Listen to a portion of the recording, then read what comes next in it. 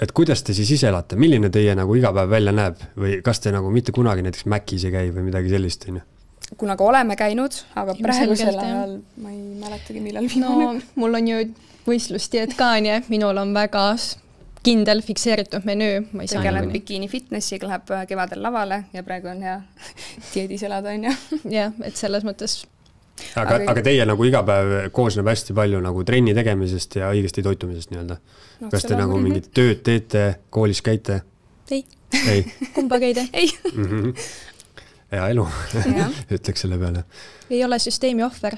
Aga kas ma ise mõtlen vahepeal, ma olen nagu selles mõttes inimene, mõtlen, et võiks, ma arvan nagu enamus inimesi, et ma ei tea, võiks rohkem trenni teha, võiks paremini toituda, bla bla bla, et sellist juttu, aga näiteks, ma ei tea, mulle meeldib šokolaadikooki süüa, Kui sa teaksid, mis seal šokolaadikoogi sees on ja mida need ained su organismis teevad, siis sa varsti enam ei tahaks. Jah, mulle meeldib see mõte sellest, et panna kõik kahtlus alla ja mõelda ise, aga ma ei tea, kas ma tahan teada, mis seal šokolaadikoogi sees on, sest mulle tundub, et ma võin oma energia suunata nagu mingisugusesse teise kohta, kus on sellest tõmblemisest rohkem kasu või ise mõtlemisest. Me ka vahest oleme mõelnud, et kas oli vaja nüüd seda teada. Oleks palju rahulikum olnud elada ilma teadmiseta. Aga fakt on ka see, või fakt on ju, et kui sa ise... Kui sa ütled fakt niimoodi, siis see väga paradoks on see fakt.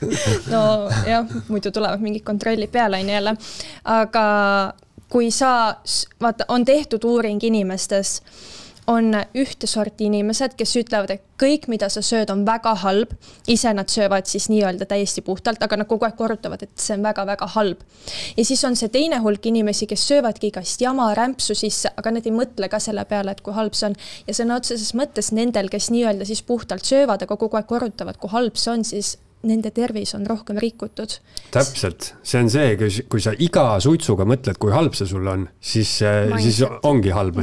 Aga kui sa nagu ei pea seda väga millekski lihtsalt, see on nagu hästi nagu õige point, et sa võid nagu endale külge mõelda selle negatiivsuse ja kõik selle asja.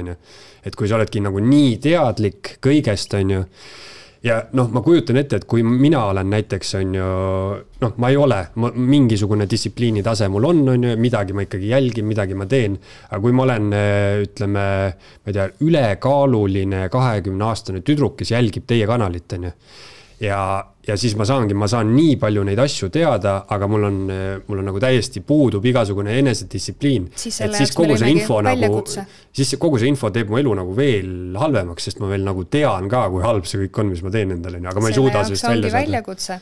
Et see on nagu ainuke pääsetee siis.